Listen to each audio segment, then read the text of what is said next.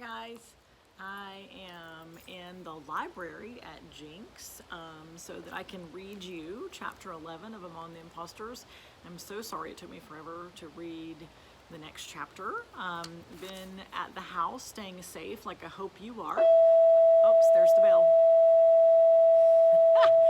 If we were here, we'd be switching classes. We're not. I'm so sad because I miss you all so much. Anyway, here's chapter 11 of Among the Imposters. Luke longed to race straight to the woods as soon as he woke up the next morning. Remember, he's been outside, and he read the note that said blend in. It didn't help him at all, but he's been outside, and he knows he can go outside and get back in safe. It was torture to stand patiently beside all the other boys splashing water in his face. It was torture to sit still and slowly spoon in the lumpy oatmeal when he longed to gulp it down and get out of there.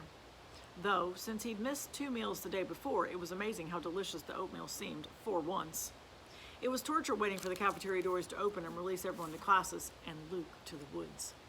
As soon as breakfast was over, he took off, all but running. Surprisingly, given how confused he usually got in Hendrick's halls, he managed to make a beeline straight for the door, without once making a wrong turn or having to retrace his steps. Approaching the door, he slowed down, waiting for the crowd to clear from the hall. Finally, there was only Luke and a hall monitor several yards away. The door wasn't open today, but Luke was confident that it wasn't locked. He was confident that he could slip out quickly enough. He glanced back.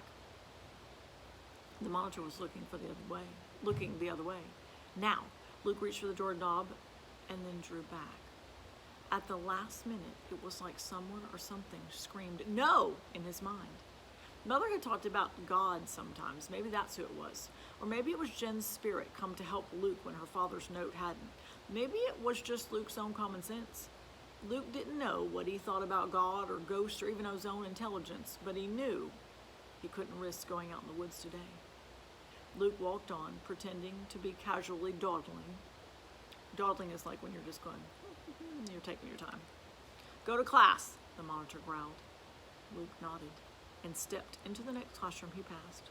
He felt as disappointed as if he'd discovered bars on the doors.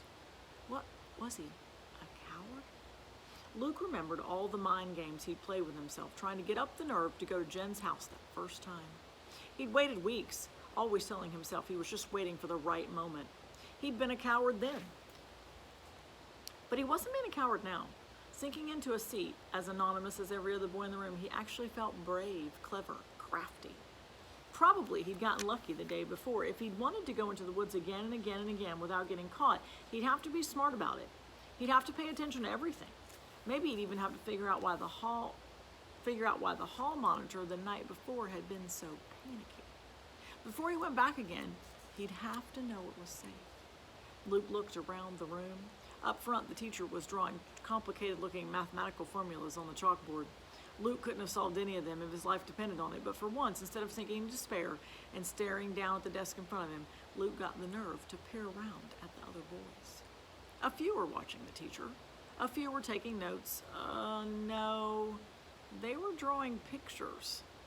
Some were blatantly sleeping, their mouths slack-jawed, and some were sitting off to the side, their arms clutched around their legs, rocking. Luke stared.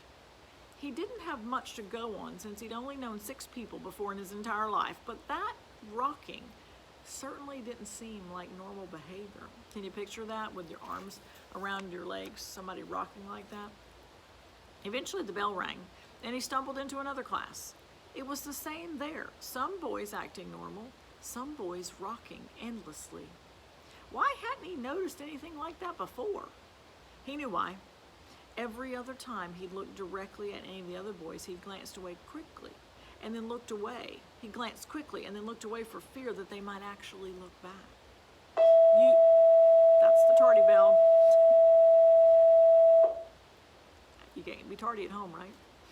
You could miss a lot doing that. Walking through the hall to his next class, Luke tried to experiment. He stared directly into the eyes of every single boy who went past him. It was terrifying.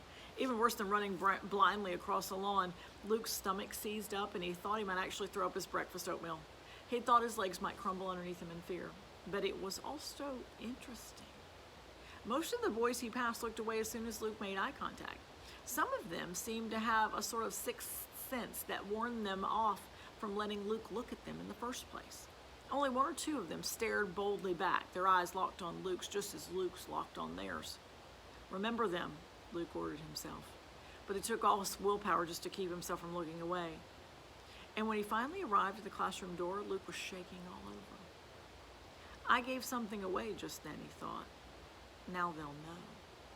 But he didn't know who they were. I don't know what he gave away, do you?